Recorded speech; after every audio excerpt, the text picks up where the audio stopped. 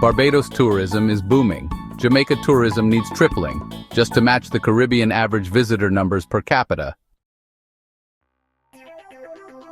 Barbados tourism double, while Jamaica tourism fumble. In 2019, Barbados had 0.95 million visitors, while Jamaica had 4.3 million visitors. In 2024, Barbados had 1.5 million visitors to Jamaica's 4.3 million visitors. Barbados's tourism industry has almost doubled in the past 5 years, while Jamaica's tourism industry has not grown in the last 8 years.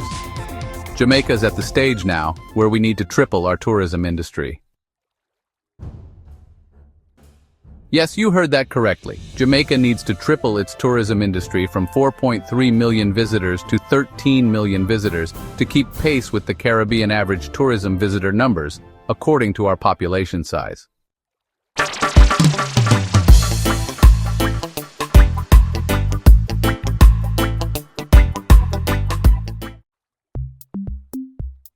Even after tripling Jamaica's tourism industry from 4.3 million visitors to 13 million visitors, Jamaica would still be 2 million visitors, short of matching Barbados's visitor numbers according to our population size. This is because Jamaica's population of 2.8 million people is exactly 10 times the size of Barbados's population of 280,000 people. Hence, for Jamaica to have the same number of tourists per capita as Barbados, Jamaica would need to have 10 times the number of tourists as Barbados have visiting each year. This would equate to 15 million visitors each year that Jamaica would need, to compare with Barbados's visitor numbers per capita. These types of comparisons will explain why the average Jamaican citizen is 3 times poorer than the average Barbadian citizen. It is because the number one industry in both countries is 3 times denser in Barbados than it is in Jamaica. In other words, 3 times more of Barbados's citizens can be employed in their tourism industry as a percentage of their population than the case is in Jamaica.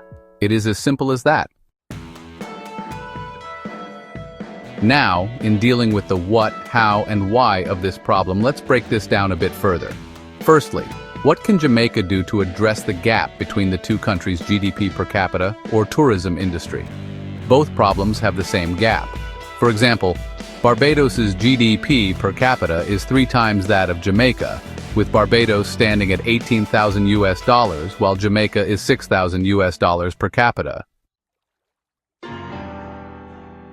What Jamaica needs is 200 mega hotels of 1,000 rooms each to host an extra 10 million visitors. This is what is needed to match Barbados's tourist numbers per capita, which will eventually lead to Jamaica's GDP per capita catching up with that of Barbados. Again, Jamaica first needs to understand that this is what is needed. Not just to match Barbados, but to match the average Caribbean country visitor numbers, or the average Caribbean country GDP per capita. There are other Caribbean countries like the Bahamas which have 3 times more visitor numbers than Barbados per capita each year. This is why Barbados is just an average visitor numbers per capita. How? We have dealt with what is needed above. Now let's deal with how Jamaica can accommodate 200 hotels of 1,000 rooms each. After doing all my research over the last 2 years, I've come to the conclusion that the best way to do this is to develop 20 resorts of 10 hotels each. Hence, instead of having 200 separate hotels, Jamaica needs to cluster 10 hotels of 1,000 rooms each on the same parcel of land. Hence, a 10,000 rooms resort.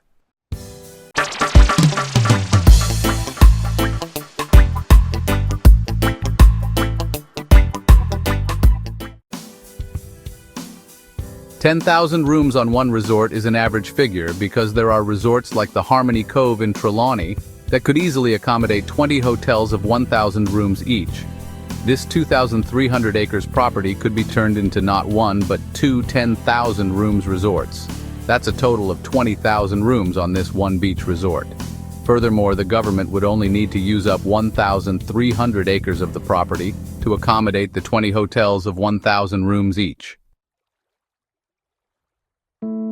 The above would give each hotel brand 65 acres of land, 65 times 20 equals 1,300, to build a 1,000-room hotel. The government seems to have plans for other development on the same site, such as a golf course and a yacht club, etc. The government could use the other 1,000 acres of land on the property for their rich friends' golf course and yacht club, etc.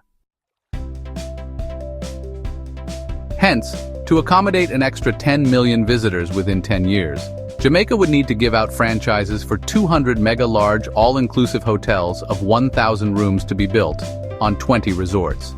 This needs to be done within the next 12 to 18 months. It would take another 5 years for those hotels to even start being built, according to the government's past briefings. However, the first hurdle is to give out the franchises. Once the franchises have started to be given out, then everyone will know where they stand, and a lot of people will start investing in local communities all across Jamaica. Not just the people with the franchises, but locals and diasporas alike will be investing all across Jamaica as well. Now that we've discussed how we plan to establish 200 hotels with 1,000 rooms each in Jamaica, let's remind ourselves why we're doing all this. It's not just about tourism and hotels. It's about putting an end to the 1,400 murders that have been happening each year in Jamaica for decades. That's tens of thousands of mainly young Jamaican males lost over the years. This has to stop now. The Jamaican government really needs to move beyond their fancy ideologies about high-skill growth. While tens of thousands of youths are being lost to violence, young men are leaving high schools each year with little education. After 2 or 3 years of having nothing to do, they end up joining gangs and turning to crime. Some folks believe that the murder rate in Jamaica is actually twice what the official numbers show. Young adults need help, and they need it now. We can't wait another 20 years just to build a few villas or small luxury hotels. The extra 4 million visitors that Andrew Holness announced in 2023 need to be here in time for Jamaica Vision 2030. Then we need to move straight ahead to the other 6 million visitors to match the average Caribbean visitor numbers per capita.